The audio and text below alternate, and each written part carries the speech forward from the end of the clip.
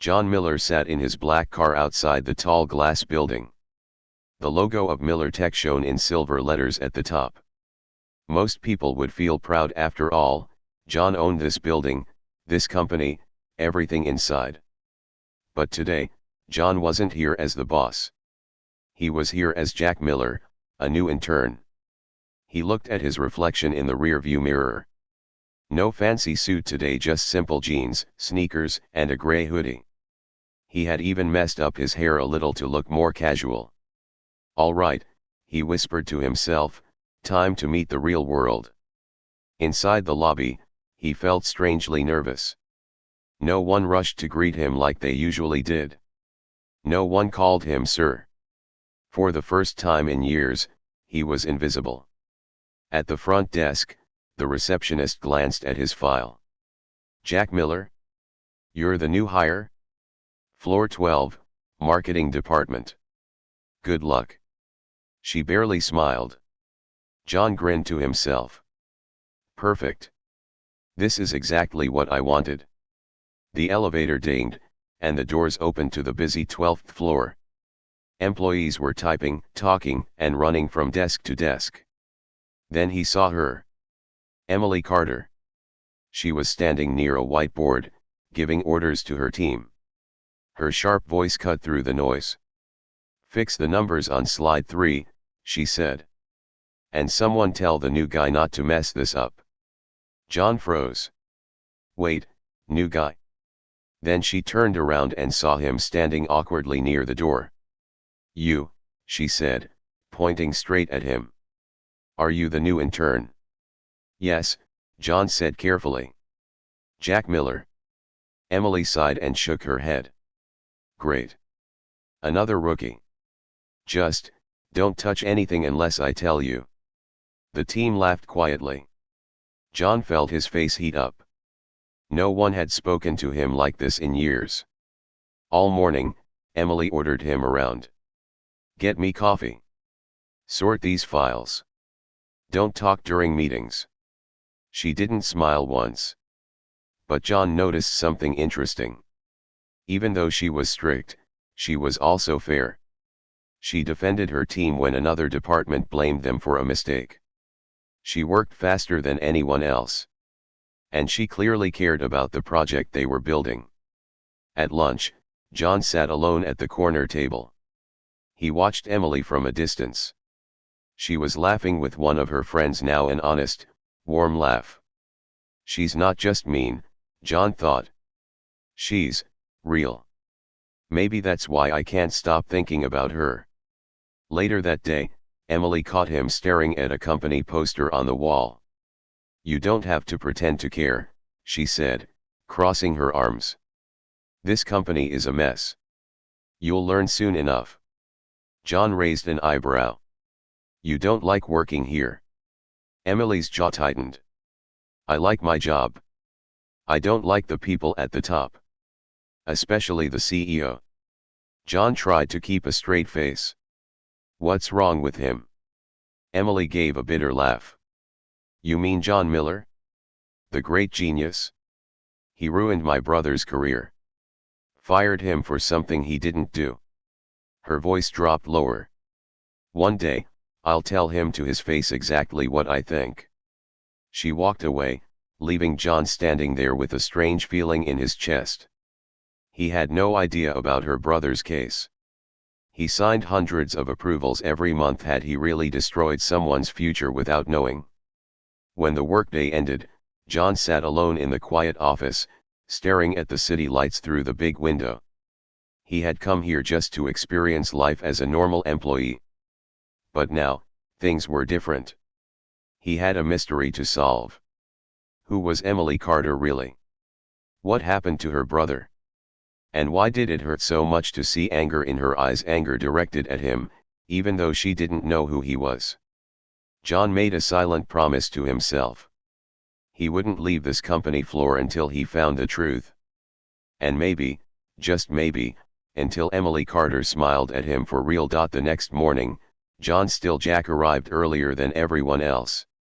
The office lights were still dim, and the hum of the air conditioning filled the quiet room. He sat at his desk, opened the computer, and began searching the company database. Carter, David. Emily's brother. There it was, a file marked termination, performance issue. John's stomach tightened as he clicked. The report claimed David had mishandled a major project, costing the company thousands of dollars. But as John read the details, something felt wrong. The data looked rushed. The proof was weak. And the signature approving the firing was his own. He leaned back, running a hand over his face. I signed this last year. I didn't even look twice. I trusted the managers to be fair. A voice interrupted his thoughts. Why are you here so early? He turned to see Emily standing near the door, holding a coffee cup. Oh, just trying to learn, John said quickly, closing the file. Emily raised an eyebrow but didn't push. Good. Maybe you won't be completely useless today. That morning, John worked harder than ever. He fetched reports before Emily asked. He stayed quiet during meetings, but took notes on everything. Slowly, Emily's sharp tone softened. You actually did this right, she said once, almost sounding surprised. Thanks, John said, hiding a smile. But then, during lunch, John overheard Emily talking with her friend Sarah near the break room. I swear, Emily said, if I ever get the chance, I'll make the CEO listen. David didn't deserve what happened. He was blamed for someone else's mistake. But rich men like John Miller don't care. To him, we're just numbers. John's heart sank. It wasn't just anger, there was pain in her voice. That night, John stayed late again, going deeper into the archives. He found emails from the time of David's firing, angry messages, accusations, finger-pointing. And one email stood out. A manager named Rick Collins had pushed hard to blame David, even though the evidence pointed to a software bug that wasn't David's fault. John clenched his fists. This isn't just a bad decision. This was a cover-up. He wrote down Rick's name. Tomorrow, he would find out more. The next day, Emily noticed John was strangely quiet. You look like you've seen a ghost, she said. Just tired, John replied. She studied him for a moment. You know, you don't have to work this hard.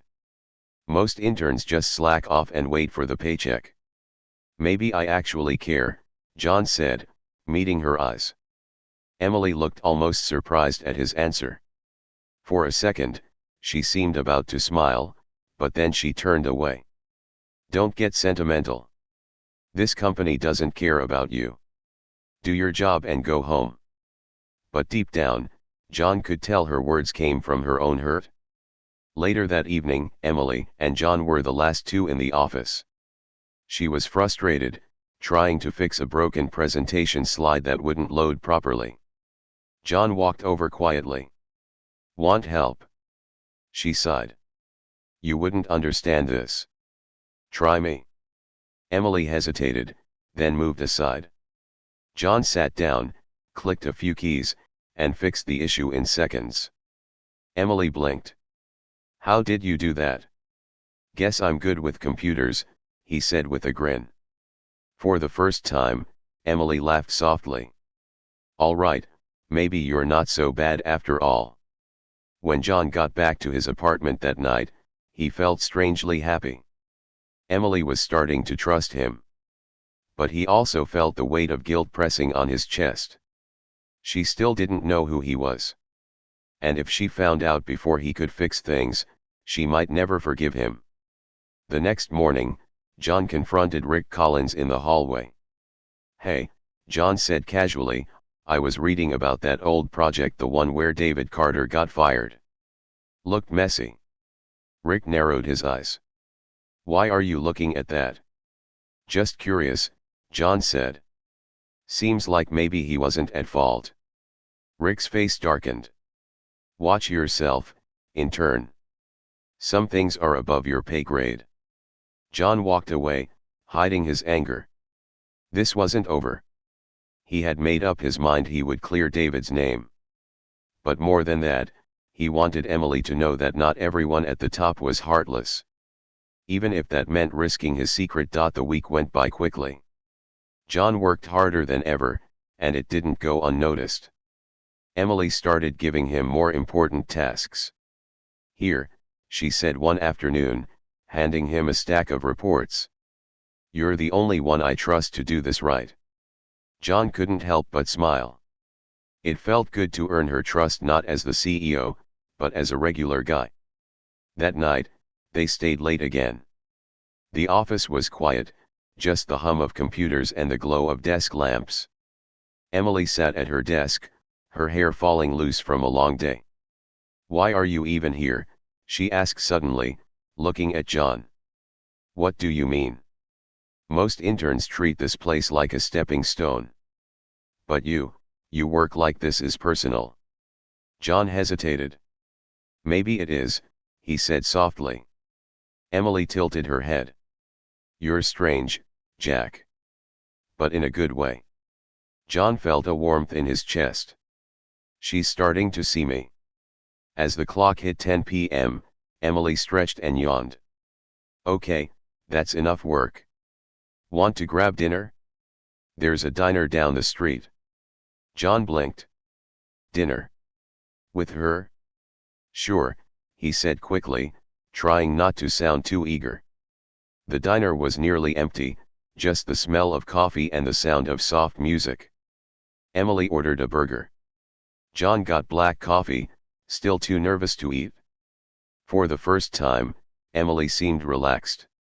"You know," she said, picking at her fries, "I used to love this company. My brother worked here. I thought we'd both build our careers here together. Then one day gone. Just like that." Her voice cracked slightly, and John's chest tightened. "I'm sorry," he said gently. Emily looked at him. "You didn't fire him, Jack. You don't have to apologize." John forced a small smile, but inside he was screaming.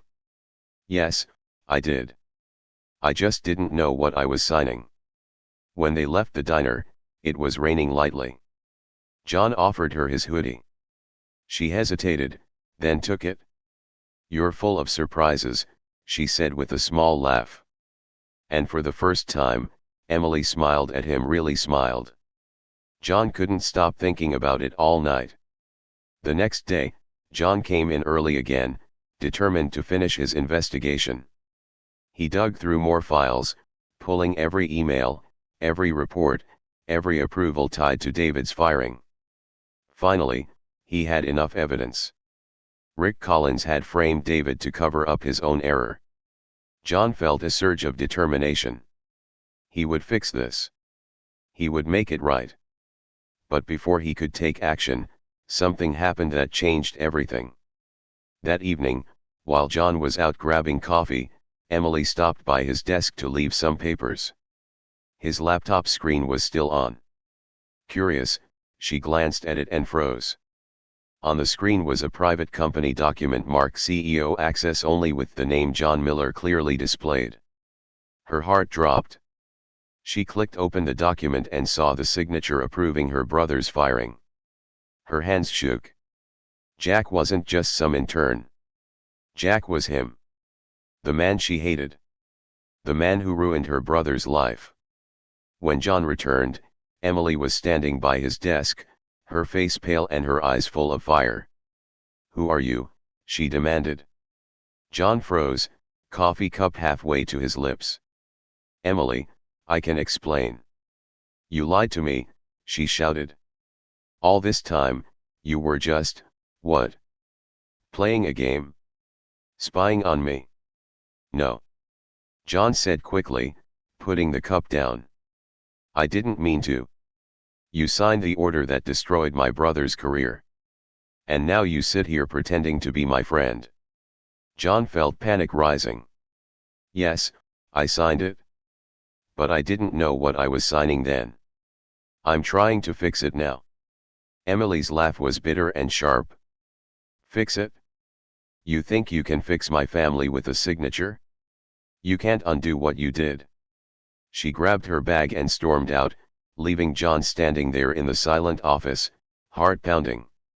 That night, John stayed alone until the sun began to rise. He stared out the window at the city skyline, feeling more helpless than ever.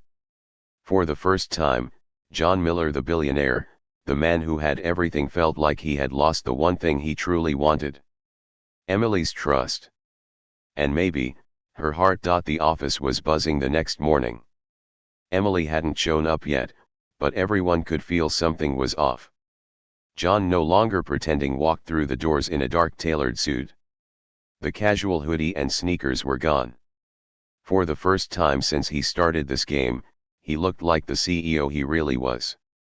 Employees stopped talking. Whispered voices spread across the floor. Is that? It's him. That's John Miller. Wait, wasn't he supposed to be in Europe? John ignored the stairs and walked straight to the middle of the floor.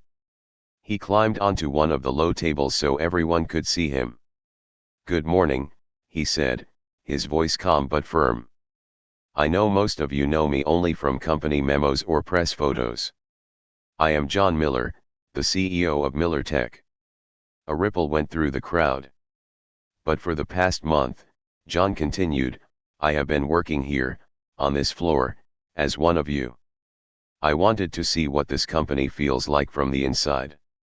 To see what we do right, and what we do wrong. He paused, letting the words sink in. And I discovered something very wrong.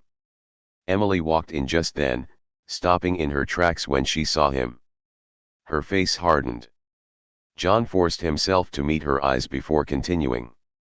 Last year, an employee named David Carter was fired for something he did not do. That decision had my signature on it. I did not review the case carefully, and I allowed an innocent man to lose his job. Gasps filled the room. Employees exchanged glances. This company failed David. I failed him, John said, his voice steady but filled with guilt.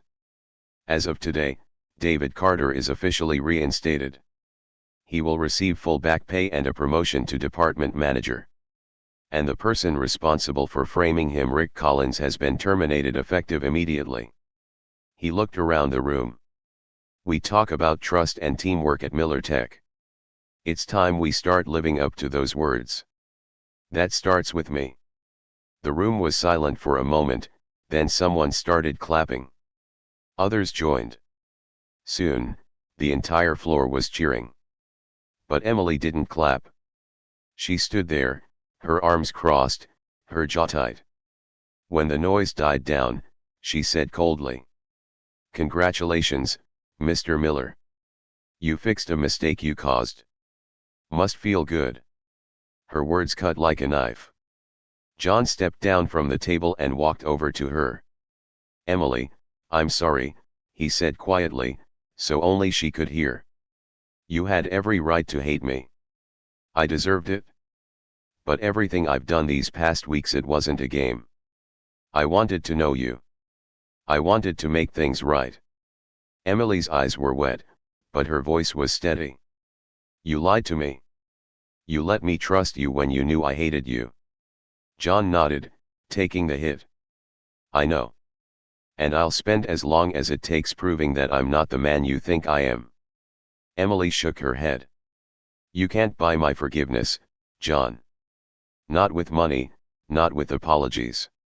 She grabbed her bag and walked past him toward the elevator. John watched her go, every step feeling like a punch to the gut. The room slowly went back to work, but John just stood there, staring at the empty elevator doors. He had done what he came here to do. He had fixed the injustice, cleaned up the company's mistake, and shown everyone he cared. But it didn't feel like a victory. It felt like he had lost something far more important. That evening, John stayed late again. He sat alone in his office on the top floor, looking down at the twinkling city lights. For the first time in his life, he wasn't thinking about profits or stock prices. He was thinking about Emily. Her anger. Her pain. And that small, brief smile she had given him just days ago. He wanted to see it again. Not as a CEO. Not as Jack the intern. But as himself. The next morning, John made a bold choice. He called the board of directors and announced he was stepping down as CEO for 30 days. "I need to stay where the real work happens," he told them. "This company needs change, and I can't do that from a leather chair on the top floor. I'll be working with Emily Carter's team until I earn their trust back." The board was shocked, but John didn't care. He wasn't just fixing a company problem anymore. He was fighting for something bigger. John arrived on the 12th floor early the next morning. No suit, no tie, no polished leather shoes. Just jeans, a plain shirt, and the look of a man who had made up his mind. When Emily walked in, she stopped in surprise. "You're still here?" she asked coldly. "Yes," John said calmly. "And I'm not going anywhere.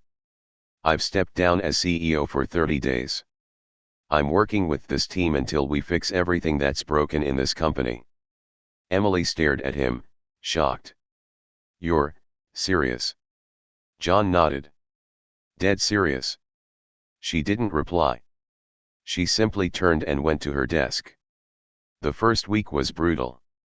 John worked like everyone else, answering emails, staying late, doing the boring, repetitive jobs most executives never touched. He carried boxes, fixed presentations, and even fetched coffee without complaint. At first, the team watched him like he was a zoo animal. But slowly, they started to accept him. By the second week, John was laughing with the interns, brainstorming ideas with the junior staff, and even eating lunch at the noisy break room table instead of his private office. Emily noticed. One late evening, the team stayed to finish a big project. Everyone was exhausted, but John kept working quietly at his desk, side by side with them. At midnight, the last slide was done. The whole team cheered. John stood up. "Great work, everyone. You made this happen." He turned to Emily. "You made this happen." For the first time in weeks, Emily didn't look angry. "You're not what I expected," she admitted quietly. John smiled faintly. "Neither are you." A few days later, the project presentation went perfectly. The client was impressed, and the company secured a massive deal. When the team came back to the office, John ordered pizza for everyone and sat on the floor with them, laughing like he hadn't in years. Emily was watching him from across the room. Something had changed.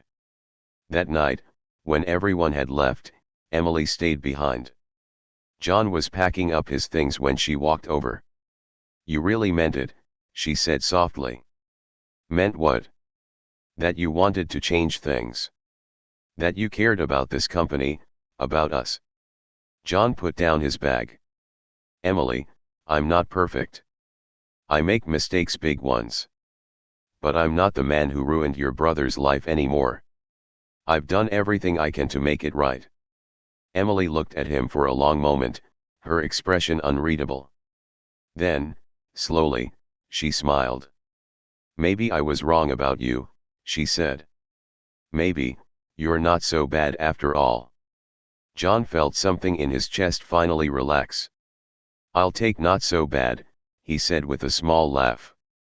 The next morning, the board called John back upstairs to resume his position as CEO. But when he returned to the 12th floor later that day, Emily was waiting for him. "So," she said, crossing her arms, "back to being the boss again?"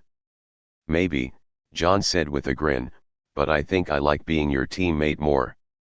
Emily rolled her eyes but couldn't hide the smile tugging at her lips. Weeks later, David Carter returned to the company. He shook John's hand firmly.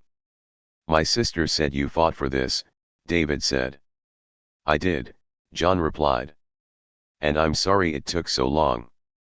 Emily stood nearby, smiling proudly. It wasn't just about a job anymore. It was about trust. About second chances. About proving that even those at the top could learn to be better. One quiet evening, long after everyone had left, John and Emily stood by the office window, looking out at the city lights. "You know," Emily said softly, "I used to think this company was just a machine that chewed people up and spat them out. But now, it feels different." "That's the plan," John said, smiling. Emily glanced at him, her voice teasing. "Don't get used to me being nice. You still annoy me sometimes." John laughed. "Good. Keeps me humble." For a moment, they just stood there, side by side, not saying anything. Then Emily reached over and took his hand. "Don't mess this up," she said. "I won't," John promised. And for the first time since this whole journey began, John Miller felt truly happy, not because of the company he built, but because of the woman who made him want to be a better man. The end.